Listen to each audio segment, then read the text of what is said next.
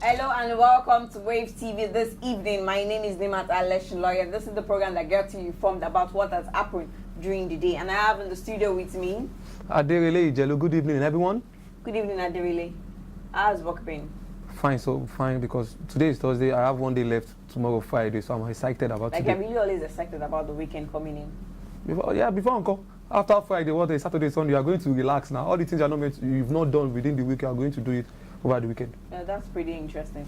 Well, let's take a look at what is going on the social media. And, well, we have no government as excuse not to deliver valuable service to public, says Governor Akinwumi Ambode. And he made this known at the 2-day training for civil servants held in Ikeja, Lagos today. And he said that in contemporary times, the delivered value must be delivered to the highest possible standard because citizens have become sophisticated and exposed to the standards of governance in other climes such that their expectations have been conditioned to demand and insist on compliance with global trend in governance and public administration at all levels of governance.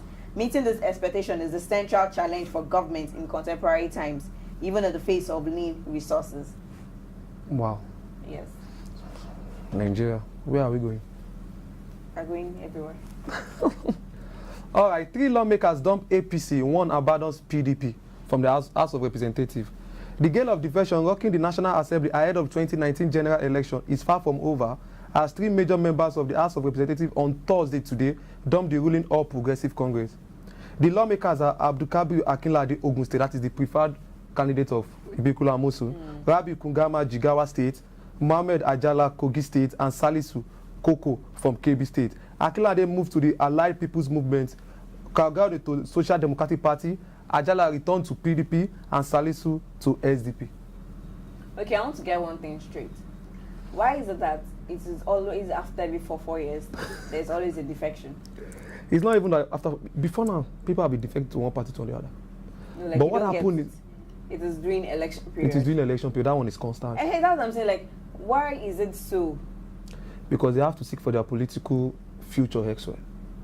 Like Akinlade, the preferred candidate of Abikula Musi, did not get the governorship ticket of APC in Ogun State. So I feel going to another party is going to make him actualize his dream.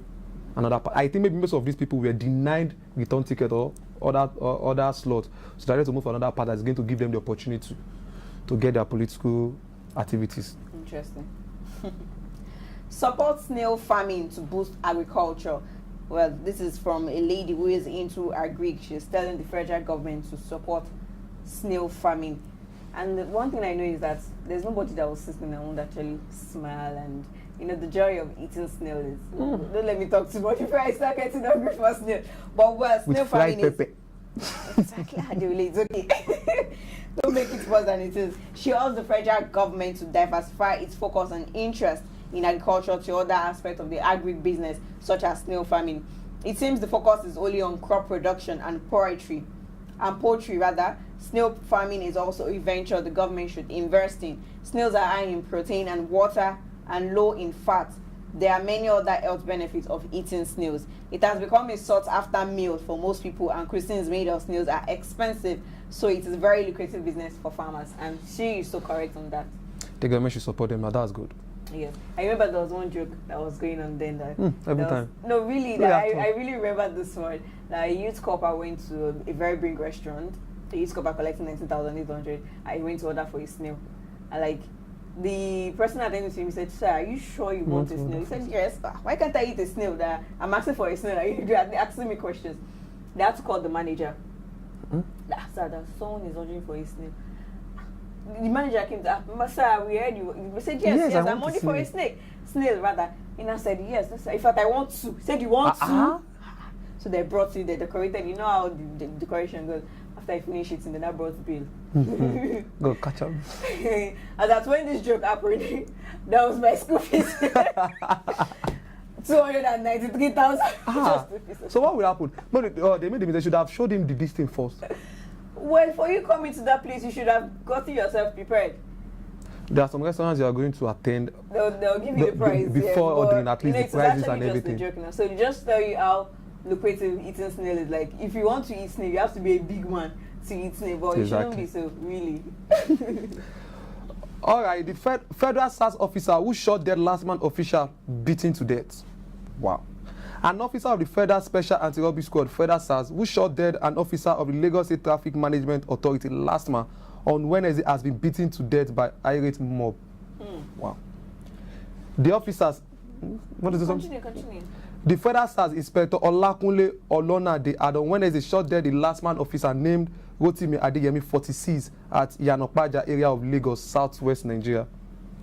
A statement issued by the police public relations officer Chike Oti on Thursday said at about 6 o'clock p.m. on Wednesday, the driver of a Toyota Highlander SUV with registration number LXR277BJ, later identified as Police Inspector Olonade, attacked the Federal Service Ikeja while driving along Yanopaja Road, was contravened for driving against traffic by a last man officer, one Rotimi Adeyemi, age 46.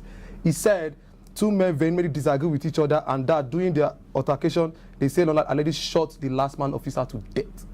Interesting. Wow. But the last man officer is doing his job. Yes, I heard you actually stopped him because he was going to distort the traffic at that moment. So, being an officer of the law, you should understand all of these things. So, you just had to stop him. I think but maybe... you didn't take it lightly. And now that both men are dead, nobody will know the exact situation. Maybe the SARS officer was drunk. Because the last man officer is doing his job. Exactly. Take the right route, not the other side. Now you're like, who are you to tell me that? Well, you can't conclude. You are talking about a dead man. So please, don't let us go into that direction of conclusion. All right, let's go on a quick break. We'll be right back. Don't go anywhere.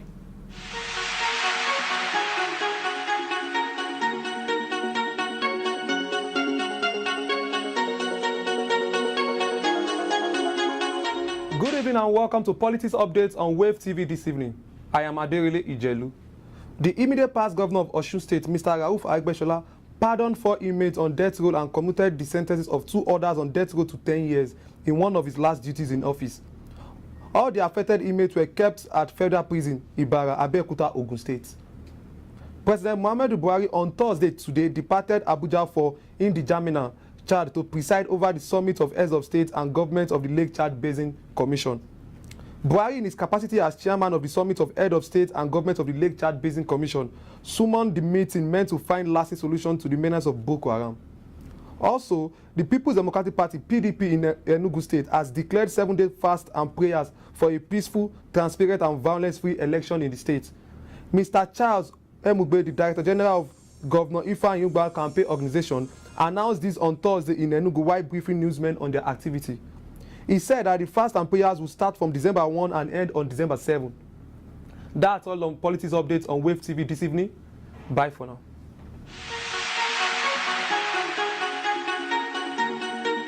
Welcome to MME, Music, Movies and Events on WAVEStv this evening. I am Abisodu Oshinsoya. So we're starting with music.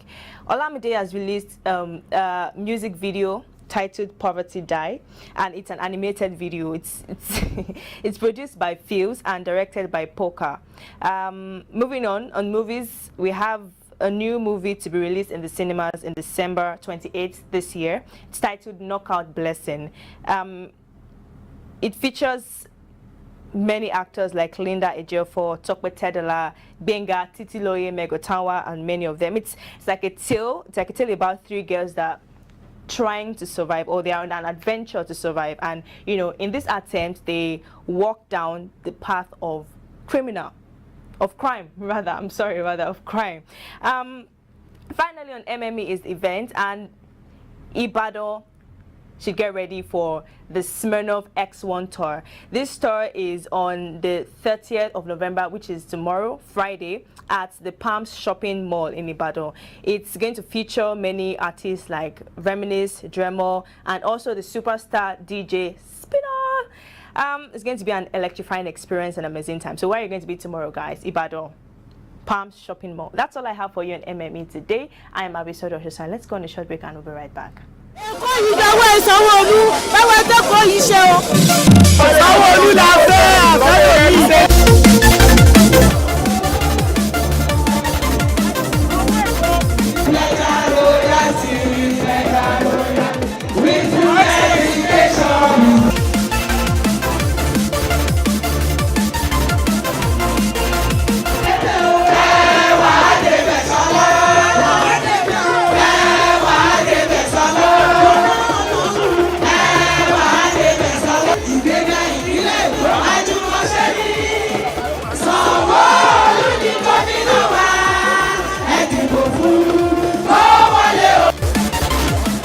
my name is Lucky Audio. I'll be giving you the sports update on WAVEStv this evening. We'll be looking at the Europa League matches that are being played in UEFA Europa League this evening. And the Nigerian winger, Victor Moses, will play no part in Chelsea's UEFA Europa League clash against PAOK Salonika at Stamford Bridge due to a back problem, Chelsea manager Maurizio Sarri has revealed. Apart from that, Maurizio Sarri is quite angry at N'Golo Kante. He's been saying the player has not been giving out his best, and the last match they played, he was roaming. That's the game against Tottenham, and we hope that today he's going to maybe play to the manager's directive. Matches are already being played in the league, and Astana, Dynamo Kyiv are already playing.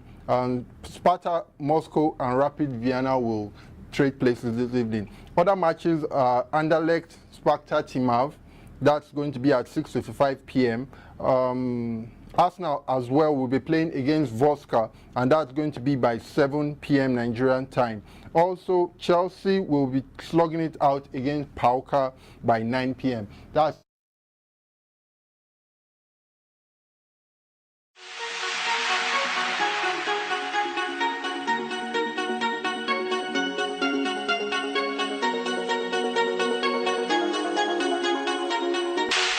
Combined. Thanks to Bisodun and Lucky on the sports updates and entertainment updates. We're now looking at another story. World AIDS Day. Federal government committed to ending HIV epidemic by 2030, says the Vice President Osibajo. And he said that the federal government will increase the number of people on antiretroviral treatment as part of commitment to ending the HIV epidemic by 2030. He said this while delivering a speech at the commemoration of events in Abuja as part of the activities to mark the 2018 World AIDS Day, slated for December 1. So do you think that is visible? It's visible enough. It's good, because something about the world is that anything that happens, they do celebrate today. So for the World AIDS, I think it's a good development. It's nice. Interesting. Nigeria police recruit again. Why did that recruit again? Like, what happened? Do you know something? That because it seems because President Buhari has increased the police service, the structure of the police, what's it called, the salary, decided to recruit other people. But the thing is, they are recruiting constable, not other officials. But let me give you the details. Okay. Nigeria police has rolled out a new advertisement asking Nigerians aged between 18 and 25 years old to apply for position of constable. According to the police, eligible applicant must hold O-level certificate, that is the SSC, with 5 credits and at least a pass in English and mathematics at not more than more than 2 sittings. So if you are within this age, you can go and apply for the position of constable, not AIG, constable. Interesting. That was really good. And well, lastly on for this evening, we have Trump, Putin meet again at G20 summit in Argentina. Well, a meeting between the U.S. President Donald Trump and Russian President Vladimir Putin would go ahead on Saturday on the sidelines of the G20 summit in Argentina, the Kremlin said on Thursday. Trump said in an interview Tuesday that he might cancel the get-together after Russian ship opened fire on and seized 3 Ukrainian vessels near Crimea, in a clash that Western European leaders have taken as an act of Russian aggression. The White House has not publicly confirmed the meeting and did not immediately respond to the CNN request for comment. These two major big leaders in the world right now are ahead of each other, like headlocks over each other. Right? Oh, Nigeria become a leader of the world. but at least we're a leader in Africa, so that's something. Africa, well, it's better. It's better to be a leader in your territory than to be a leader where nobody knows you. Okay, these people are called world leader. They are leader in their home and all over the place. Well, it's a start. Not excluding Nigeria. We can actually It's a start. All right, no problem. Start to everything. I like the fact that you're defending your country. It's the fact that it's step by step. We just need to move. Okay, Nima, let me give them this news. Okay. Kano State National Assembly caucus, Ganduje gets votes of confidence. That means they rely on the governor of Kano State, Ganduje. The Kano State All Progressive Congress APC caucus in the National Assembly has passed a vote of confidence on Governor Abdullahi Ganduje for his exemplary leadership and performance in office. The endorsement came in a statement signed by 16 APC lawmakers comprising 2 senators and 14 House of Representative members from the state. 2 senators, apart from Rabiu Kwankwaso. So they passed vote of confidence on their government. Okay, we want you to become our governor for the next 4 years again. despite the allegation of bribery and corruption. They are not looking at that aspect. Well, we're just coming in right now. We have 62 female candidates there for elective positions in Kano State.